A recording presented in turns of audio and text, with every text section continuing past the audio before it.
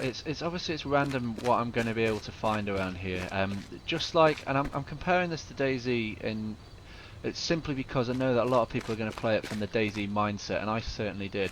Now, a couple of the things we'll craft later on. You need metal shards for. Metal shards are really important for well, anything metallic, and it gets a lot more complex as you go with that. So you can just make nails, which you can stick into baseball bats, and then you can craft things like axes. Now you can search cars and sometimes find them, and cars tend to be looted because they're very obvious, and people are playing by the old press E to loot button. Now the other thing you can do is look around the car for metal scraps on the floor. One thing I like to do is this, proximity items. So just press tab, and then you'll find out that you've got there's some oranges on the floor which I can eat. They're very difficult to see everything when you're actually walking around looking at stuff, and then obviously there's a campfire there that we can light. So when you're looting things, don't play by the same sort of DayZ rules that certainly I was doing for the beginning part of this game. So we can search the wrecked truck, and I've never actually found anything in a wrecked vehicle yet. But walking around the outside, who knows, maybe we'll get lucky, maybe we won't. Use the proximity search. It's about the same range as you get in DayZ actually. They've not changed too much in that sort of idea. And you're just trying to find bits and bobs actually lying around. Most of the clothes that I've picked up here, which the t-shirt's going to be really useful as well, so that I can use that to make like a satchel in a second. Using that actual, like, looking around on the side for items is something that you wouldn't expect to see as much in DayZ. So here I've got a military backpack, which is just stupid luck really, but just lying on the sides, and there's another t-shirt that we can take, and then we can make a satchel with.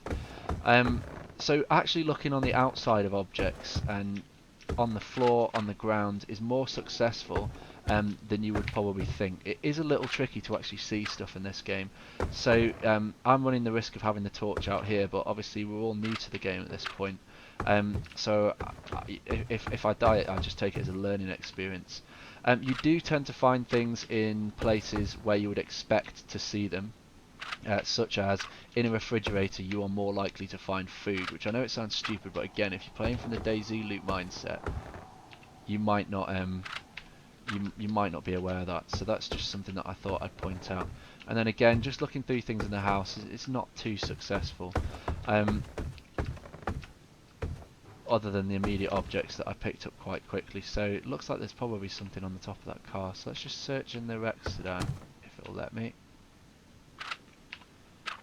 What have we got on the top there? Spark plugs, so they'll be useful for a vehicle, and then there's a hammer which we'll take and we'll probably equip in an inventory slot. Now in the next video I'll show you how you can get some of these metal scraps. I'm getting lots of things here, so I'm actually doing really well with this loot. You might be thinking, what, especially if you're looking for a loot guide, like, what the hell, I've been playing this game for ages and I haven't found any useful loot. Well, I have no idea where I am, but I ran away from the immediately populated areas, people that I ran past, because the game, it is quite close at the moment. You do see a lot of people as you run by. I ran in the opposite direction that everyone sort of was running, not like exactly the same, not exactly like the exact opposite, but like in a different direction is probably better to say, just to increase my odds of not seeing it. People spawn around the roads on the outside, so heading further out is probably a good idea, or heading sort of into the middle, and you're looking really for these isolated buildings on their own.